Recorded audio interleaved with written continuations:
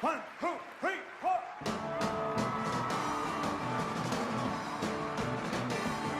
We got to patch it up, baby, before we fall apart at the seams.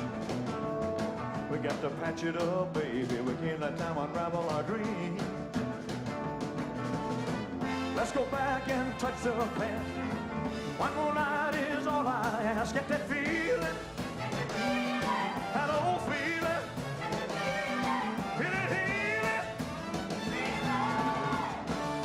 What a feeling that was. Summer of 1970, Elvis Presley in his prime. MGM made a movie about it. Elvis, That's the Way It Is. No more scripts, no more storylines. Elvis could do his own thing. Be Elvis Presley. Good morning, Hollywood camera. Gentlemen, how are you? 30 years later, Turner Classic Movies and Turner Entertainment Company hire award-winning producer Rick Schmidlin to create a restored special edition of That's the Way It Is, using dozens of reels of historic, never-before-seen footage. And what we tried to do is we tried to put together the ultimate Elvis performance. We had gone in knowing that we were going to take all the interviews out and most of the talking heads. This version stays strictly with Elvis. I really like what you guys have done with it because it shows more of the personal side of Elvis.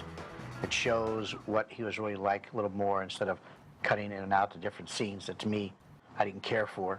Nothing against the original people, but I think this shows the better side of Elvis to me.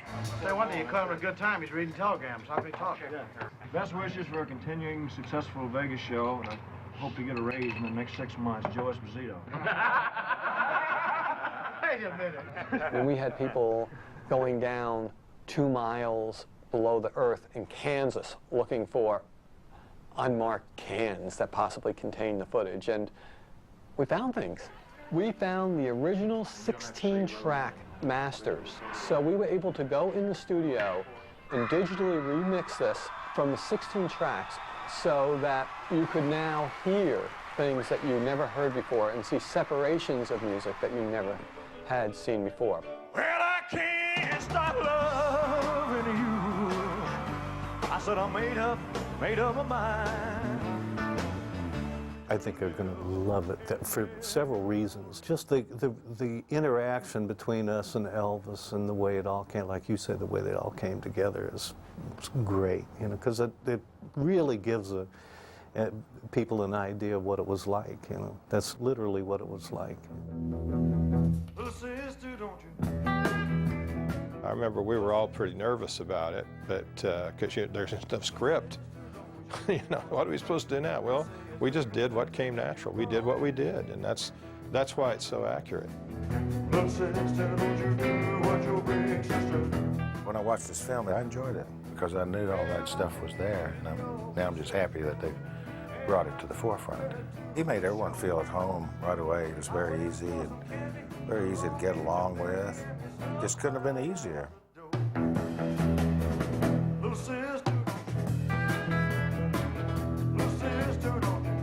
We followed the camera in an intimate way to find out what the interactions and what the relationships were between each individual so that we could see the eye contact. I really concentrated a lot on the eyes.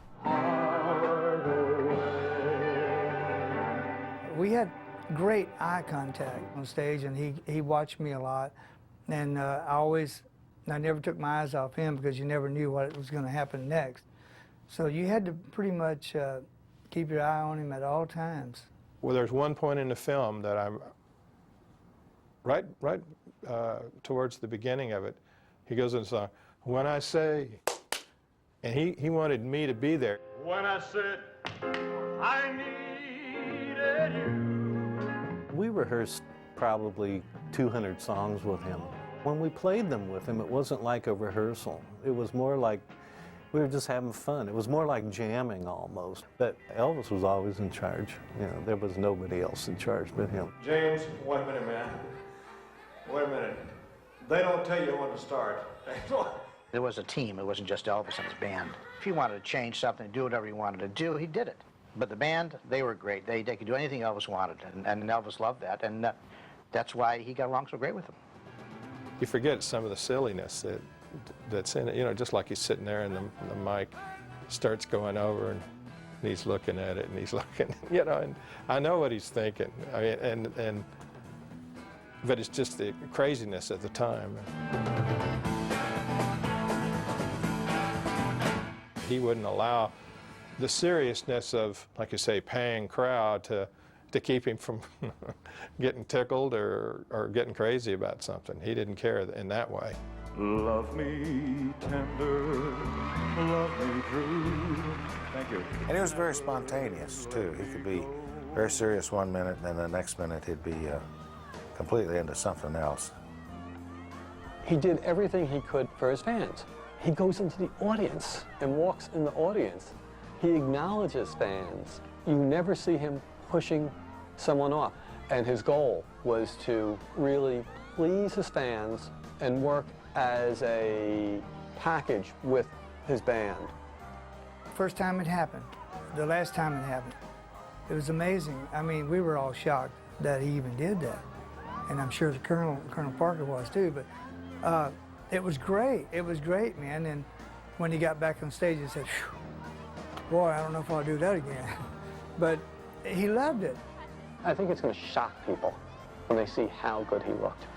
When he put on his white stage suits in 1970, he had a 32-inch waist and in the top physical shape, probably the best physical shape of his life. Thank you very much.